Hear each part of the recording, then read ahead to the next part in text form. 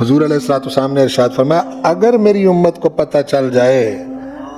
کہ رمضان کتنی بڑی عظیم نعمت ہے تو میری امت تمنا کرے کہ کاش سارا سال رمضان رہے۔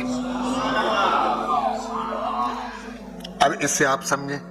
کہ یہ کوئی بڑی شے ہے، یہ کوئی بہت بڑی نعمت ہے، کوئی بہت بڑا انعام ہے جس کا ایک ایک لمحہ قیمتی ہوگا۔ اب آپ سانس لے رہے ہیں تو یہ سانس ہے، ہاں اس سانس کو قیمتی بنایا جا سکتا ہے اللہ کے ذکر سے، اس سانس کو قیمتی بنایا جا سکتا ہے درود پاک سے،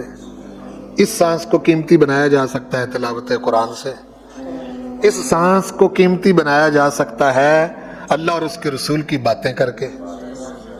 اس سانس کو قیمتی بنایا جا سکتا ہے حضور کریم صلی اللہ علیہ وسلم کی صفت و ثنا اور آپ کی نعتیں پڑھ کے۔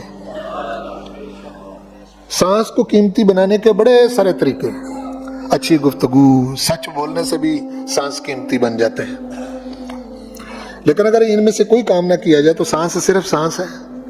آ رہا ہے جا رہا ہے۔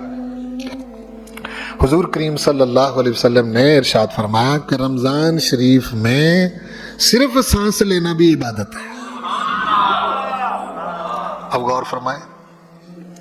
یہ آپ کو نعمت اور مہینوں میں میسر نہیں ہے، تو جب سانس بھی عبادت ہے تو پھر چاہیے نا کہ ہم رمضان شریف کی تیاری کے لیے وہ وقت جو بازاروں میں جو پھر پھرا کر گھوم کے ادھر ادھر مصروفیات میں ہم صرف کرتے ہیں اس کو بچا کے رمضان شریف میں اللہ تعالیٰ کی رحمتیں حاصل کرنے کے لیے صرف کیا جائے۔